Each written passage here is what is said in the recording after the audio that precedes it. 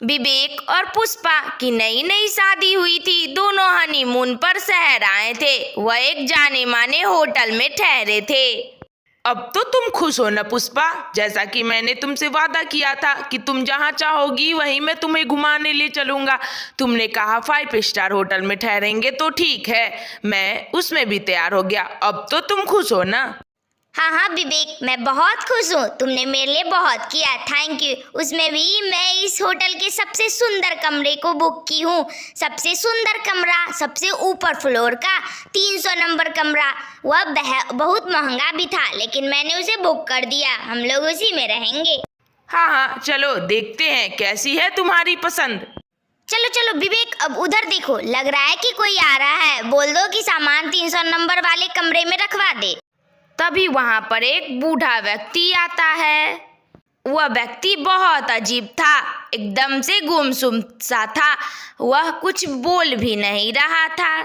Uncle, कमरा number 300 में हम लोग का सामान रखवा दीजिए, हमने वही कमरा बुक किया है।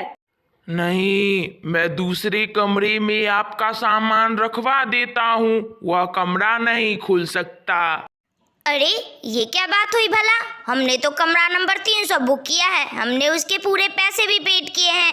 फिर आप मुझे दूसरा कमरा क्यों दे रहे हैं? मैं लूंगी, वही कमरा लूंगी। आप मेरा सारा सामान उसी कमरे में रखवा दीजिए।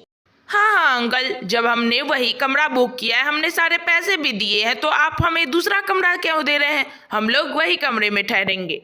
कहा ना, वह कमरा नहीं खुल सकता। वह कमरा खुलेगा तो तबाही हो जाएगी, आपको भी परेशानी उठाने पड़ेगी। इसलिए दूसरे कमरे में ही ठहर जाओ। अच्छा, ठीक है, दूसरे कमरे में ही सामान रखवाइए।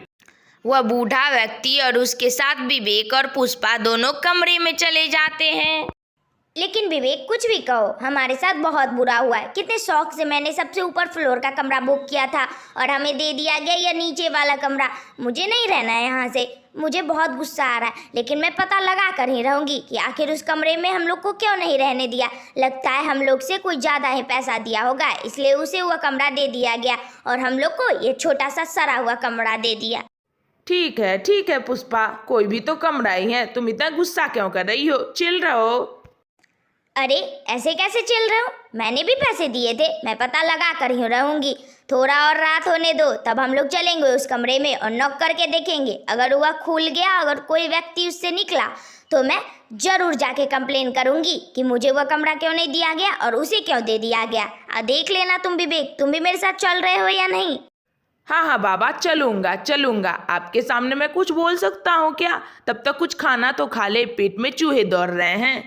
रात हो गई थी। खाना खाकर विवेक और पुष्पा छत पे जाने लगे। उनका फ्लोर सबसे नीचे था और 300 नंबर वाला कमरा सबसे ऊपर। वह दोनों वहां पहुंच ही गए। चलो विवेक, यही वह कमरा है जिसे मैंने बुक किया था। अब खोल कर देखो कि आखिर क्या है इसमें, जो हमें यह कमरा नहीं मिला।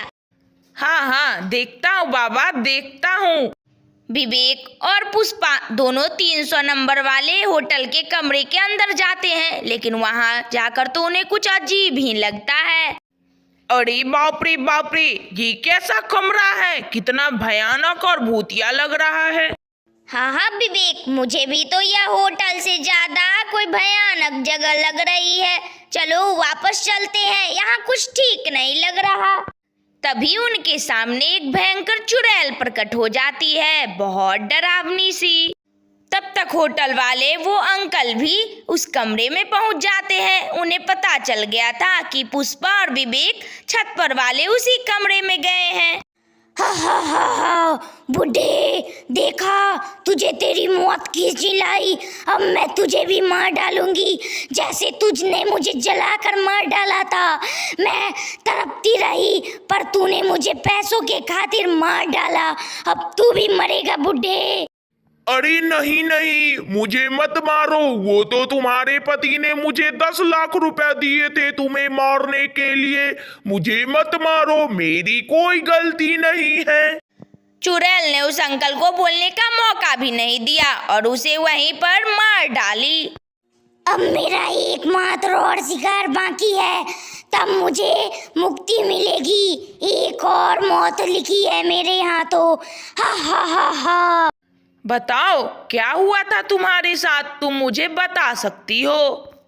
मेरे साथ बहुत बुरा हुआ था। मैं अपने पिता की इकलौती संतान थी। सारी जमीन जायदाद मेरे नाम पर थी। मेरे पति ने मुझसे इसी वजह से शादी कर ली, और जब मैं उनके नाम पर जमीन जायदाद नहीं कर दी तो वह मुझे धोखे से इस होटल में ले आए और इस पापी व्यक्ति से मिलकर मुझे मरवा डाला।